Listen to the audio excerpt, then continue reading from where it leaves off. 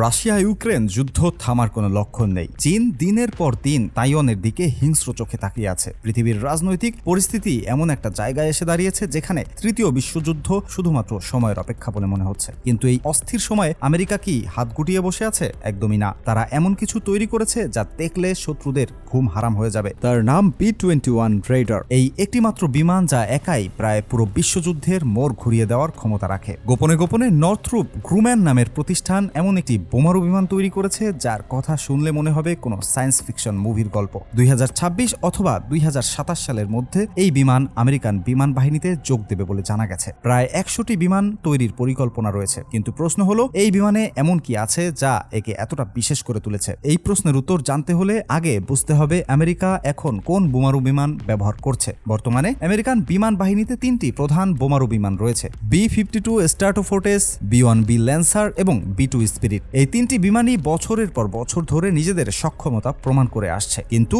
সময় বদলে যাচ্ছে, শত্রুরা শক্তিশালী হচ্ছে, আর পুরনো অস্ত্র দিয়ে নতুন যুদ্ধ জেতা সম্ভব নয়। B-52 বিমানটি সবচেয়ে পুরনো। 40 এবং 50-এর দশকে বোয়িং কোম্পানি এটি ডিজাইন করে তৈরি করেছিল। 1955 সালে এটি প্রথম সেবায় যোগ দেয় এবং 70 বছরেরও বেশি সময় ধরে এখনো উড়ে চলেছে। এতে 8টি Pratt and Whitney TF-33 turbofan engine লাগানো আছে। বিমানটি দৈর্ঘ্যে 159 ফুটেরও বেশি, ডানার বিস্তার 185 ফুট এবং সর্বোচ্চ উড্ডয়ন ওজন প্রায় 4,88,000 পাউন্ড। 5 জন ক্রু মিলে এই বিমানটি চালায়। সর্বোচ্চ গতি ঘন্টায় 650 মাইল, যুদ্ধ পরিসীমা 8,800 মাইল এবং সার্ভিস সিলিং 50,000 ফুট। অস্ত্র বহনের ক্ষমতা প্রায় 70,000 পাউন্ড। ভিয়েতনাম যুদ্ধে কার্পেট বোমা হামলা থেকে শুরু করে উপসাগরীয় যুদ্ধে ক্রুজ মিসাইল উৎক্ষেপণ পর্যন্ত এই বিমান সব জায়গায় নিজের জৌলুস দেখিয়েছে। B-1 ল্যান্সার তুলনামূলকভাবে ছোট, দ্রুত গতির এবং আধুনিক। 60-এর দশকে এর প্রথম ধারণা আসে। 70-এর দশকে উৎপাদন শুরু হয়। 1977 সালের প্রোগ্রাম বাতিল হলেও 1981 সালে তা আবার শুরু করা হয়। 4 জন ক্রু মিলে এই বিমান চালায়।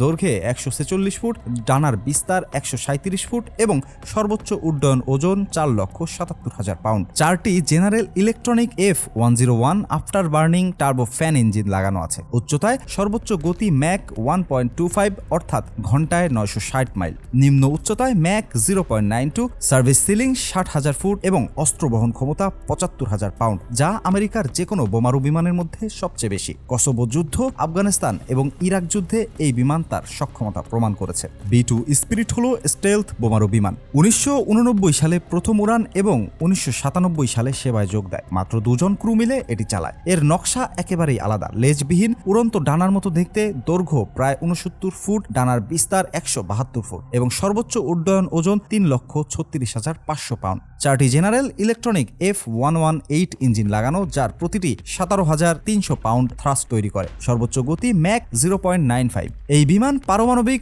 এবং সাধারণ উভয় অস্ত্রই বহন করতে পারে। এর সবচেয়ে বড় বৈশিষ্ট্য হলো এটি রাডারে ধরা পড়ে না। শত্রুর আকাশ সীমায় ঢুকে লক্ষ্যবস্তু ধ্বংস করে বেরিয়ে আসতে পারে কেউ টের পাওয়ার আগেই। এই 3টি বিমান মিলে দশকের পর দশক ধরে আমেরিকার বোমা হামলার মেরুদণ্ড হিসেবে কাজ করেছে। কিন্তু এখন সময় এসেছে নতুন কিছুর, আর সেই নতুন কিছুই হলো B-21 রেইডার। 2021 সালে আমেরিকান বিমান বাহিনী long range strike bomber programme শুরু করে। উদ্দেশ্য ছিল এমন একটি স্টেলথ আন্তর্দেশীয় বোমারু বিমান তৈরি করা যা সাধারণ এবং থার্মোনিউক্লিয়ার উভয় ধরনের অস্ত্র বহন করতে পারবে। 2014 সালে এর প্রস্তাব করা হয়। 2015 সালের অক্টোবরে নর্থরুপ গ্রুম্যানকে এর চুক্তি দেওয়া হয়। 2016 সালে এয়ার ওয়ারফেয়ার সিম্পোজিয়ামে ঘোষণা করা হয় যে বিমানটির নাম হবে B-21, কারণ এটি হবে একবিংশ শতাব্দীর প্রথম বোমারু বিমান। পরে রেইডার নাম যুক্ত করা হয় দ্বিতীয় বিশ্বযুদ্ধে জাপানের বিরুদ্ধে আশ্চর্যজনক হামলা চালানো ডুলিটল রেইডারদের সম্মানে। এই বিমান সম্পর্কে অনেক কিছুই এখনো গোপন, কিন্তু যা জানা গেছে তা যথেষ্ট চমকপ্রদ। দেখতে অনেকটা B-2 স্পিরিটের মতো, একই রকম উড়ন্ত ডানার নকশা, দৈর্ঘ্য 54 ফুট, ডানার বিস্তার 132 ফুট এবং সর্বোচ্চ উড্ডয়ন ওজন 1,80,000 পাউন্ড। 2টি Pratt and Whitney PW9000 engine লাগানো, যার প্রতিটি 27,000 পাউন্ড থ্রাস্ট তৈরি করে। সর্বোচ্চ গতি ম্যাক 08 অর্থাৎ ঘন্টায় 610 মাইল। Service ceiling 50,000 foot. অস্ত্রের দিক থেকে এই বিমান বহন করবে AGM-181 LRSO পারমাণবিক ক্রুজ মিসাইল, B-61 মড 12 পারমাণবিক গ্লাইড বোমা এবং B-61 মড 13 পারমাণবিক ব্যাংকার বাস্টার, যেগুলো বিশ্বের সবচেয়ে শক্তিশালী পারমাণবিক অস্ত্রের মধ্যে গণ্য করা হয়। এছাড়াও সাধারণ অস্ত্র বহন করতে করতে পারবে। প্রতিটি বিমানের দাম প্রায় $700 মিলিয়ন। 30 বছরে কমপক্ষে 100টি বিমান তৈরি, ক্রয় এবং পরিচালনায় খরচ হবে প্রায় আরও $200 বিলিয়ন। কিন্তু এই বিমানের সবচেয়ে রোমাঞ্চকর দিকগুলো এখনও গোপন রয়েছে। 2015 সালের এক মিডিয়া রিপোর্টে জানা যায় যে বিমান বাহিনী চায় যে B-21 শুধু বোমারু বিমান নয়, বরং গোয়েন্দা তথ্য সংগ্রহের প্ল্যাটফর্ম, যুদ্ধ ব্যবস্থাপক এবং ইন্টারসেপ্টর বিমান হিসেবেও কাজ করুক। 2016 সালের বিমান বাহিনী সেক্রেটারি ডোবারা লি জেমস একে পঞ্চম প্রজন্মের বৈশ্বিক নির্ভুল আক্রমণ প্ল্যাটফর্ম বলে অভিহিত করেন। নর্থরুপ গ্রুম্যান আরও এগিয়ে গিয়ে একে বিশ্বের প্রথম ষষ্ঠ প্রজন্মের বিমান বলে দাবি করেছে। নির্মাতা প্রতিষ্ঠান আরও জানিয়েছে যে এই বিমানের ওপেন আর্কিটেকচার দ্রুত আপগ্রেড করার সুবিধা দেবে। নতুন অস্ত্র সংযোজন থেকে শুরু করে সফটওয়্যার আপগ্রেড পর্যন্ত সবকিছু করা হবে অতি সহজে। অ্যাডভান্স নেটওয়ার্কিং ক্ষমতা এবং ক্লাউড পরিবেশের সফল মাইগ্রেশনের মাধ্যমে B-21 আগামী দশকগুলোতে ক্রমবর্ধমান হুমকি মোকাবেলায় সক্ষম থাকবে। এই প্রকল্পে সারা দেশ জুড়ে একটি বিশাল দল কাজ করছে। নর্থরুপ গ্রুম্যান থেকে 8,000-এরও বেশি কর্মী, শিল্পী, অংশীদার এবং বিমান বাহিনী মিলে কাজ করেছে। 40টি রাজ্যে ছড়িয়ে থাকা 4 শতাধিক সরবরাহকারী এই প্রকল্পে অংশ নিচ্ছে। সবচেয়ে চাঞ্চল্যকর তথ্য হলো এই বিমানে কৃত্রিম বুদ্ধিমত্তা বা AI প্রযুক্তি ব্যবহার করা যেতে পারে।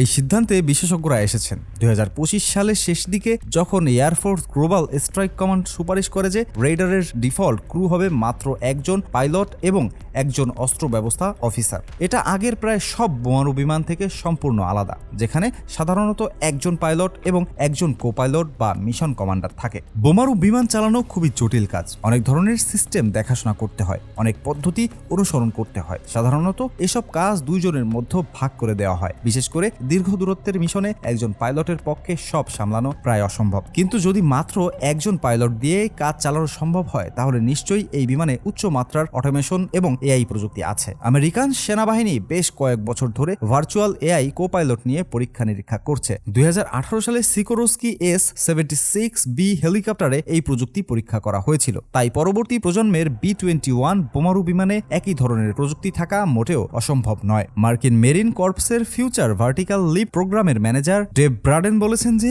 এই ধরনের প্রযুক্তি গুরুত্বপূর্ণ, কারণ এটি পাইলটের কাজের চাপ কমায়। মিশন ক্রু তখন তাদের আসল কাজে মনোযোগ দিতে পারে। নিয়ন্ত্রণ নাড়াচাড়ার বদলে তারা গুরুত্বপূর্ণ বিষয়গুলোতে মনোনিবেশ করতে পারে। এই একই সুবিধা রেডারেও পাওয়া যাবে। পাইলটের উপর চাপ কমাবে এবং দীর্ঘ মিশনে বিশ্রাম নেওয়ার সুযোগ থাকবে। এভিয়েশন উইকের বিশেষজ্ঞরা মনে করেন অস্ত্র ব্যবস্থা অফিসারকেও জরুরি পরিস্থিতিতে মৌলিক পাইলটিং করার প্রশিক্ষণ দেওয়া হতে পারে। যদি পাইলট এবং AI কো-পাইলট দুইজনই ব্যর্থ হয়, তাহলে অস্ত্র ব্যবস্থা অফিসার বিমান অবতরণ করাতে পারবে। এই সব মিলিয়ে B-21 রেইডার একটি সম্পূর্ণ আলাদা শ্রেণীর বিমান হয়ে উঠবে। চীন বা রাশিয়ার সেরা বোমারু বিমানকেও এটি ছাড়িয়ে যাবে। চীনের H-20 2016 সাল থেকে তৈরি করা হচ্ছে, কিন্তু 2030-এর আগে পুরোপুরি চালু হবে না। রাশিয়ার পাক DA 2028 সালে সিরিয়াল উৎপাদনে যাবে বলে আশা করা যাচ্ছে। কিন্তু সামরিক বিনিয়োগ, উদ্ভাবন এবং শ্রেষ্ঠত্ব দিক থেকে চীন বা রাশিয়া কেউই আমেরিকার সমকক্ষ নয়। সাম্প্রতিক রিপোর্টে জানা গেছে যে B-21 আগে যা ভাবা হয়েছিল তার চেয়েও অনেক বেশি কিছু করতে পারবে। আমেরিকান বিমান বাহিনী স্টেলথ ফ্লাইং উইং বিমানকে আর্সেনাল প্লেন হিসেবে ব্যবহারের সম্ভাবনা যাচাই করছে। এগুলোতে air to air missile load করা থাকবে, যা চীনের মতো শক্তির সাথে উচ্চ তীব্রতার আকাশ যুদ্ধে গেম চেঞ্জার হতে পারে। প্রাক্তন বিমান বাহিনী প্রধান জেনারেল ডেভিড অ্যালভিন 2024 সালে বলেছিলেন যে পরবর্তী প্রজন্মের বোমারু বিমানের ভূমিকা ও মিশন বিস্তারের সম্ভাবনা বাতিল করা হয়নি। প্রাক্তন প্রতিরক্ষা সচিব লয়েড অস্টিন বলেছেন যে বিশ্বের সবচেয়ে উন্নত বিমান প্রতিরক্ষা ব্যবস্থাও B-21 শনাক্ত করতে হিমশিম খাবে। তিনি একে বহুমুখী বিমান বলে অভিহিত করেছেন, যেখানে উল্লেখযোগ্য গোয়েন্দা, নজরদারি এবং রিকনিসেন্স ক্ষমতা রয়েছে। নর্থরুপ গ্রুম্যানের CIO ক্যাথি ওয়ার্ডেন বলেছেন, রেইডারের নমনীয় নকশা দ্রুত প্রযুক্তি সংযোজন, আপগ্রেড এবং সংযোজনের সুবিধা দেবে। তিনি দাবি করেছেন বিশ্ব B-21 এর মতো প্রযুক্তি আগে কখনো দেখেনি। অ্যাডমিরাল ক্রিস্টোফার গ্রেডি বলেছেন, B-21 যুক্ত হলে আমেরিকান বোমারু বহর বিশ্বের শীর্ষ শক্তি হিসেবে টিকে থাকবে। সিনেটর মাইক রাউন্ডস এটিকে চীন প্রতিরোধক অস্ত্র বলে অভিহিত করেছেন। তিনি বলেছেন, এই প্ল্যাটফর্ম পারমাণবিক এবং সাধারণ উভয় অস্ত্র বহন করতে পারে এবং চীনের সবচেয়ে উন্নত বিমান প্রতিরক্ষা ব্যবস্থা ভেদ করে তাদের সবচেয়ে সংবেদনশীল স্থাপনা ধ্বংস করতে সক্ষম। সংক্ষেপে বলতে গেলে চীন, রাশিয়া বা অন্য কেউ যদি তৃতীয় বিশ্বযুদ্ধ শুরু করার হুমকি দেয়, আমেরিকা প্রস্তুত থাকবে। B-21 রেইডার দাঁড়িয়ে থাকবে মানবজাতির সবচেয়ে শক্তিশালী অস্ত্র নিয়ে। এমন সব ভবিষ্যৎমুখী ক্ষমতা সহ যা শত্রুরা স্বপ্নেও ভাবতে পারে না। লক্ষ্যবস্তু চিহ্নিত করা এবং ধ্বংস করার ক্ষেত্রে অভূতপূর্ব দক্ষতা নিয়ে এই বিমান পৃথিবীর ইতিহাস বদলে দিতে পারে।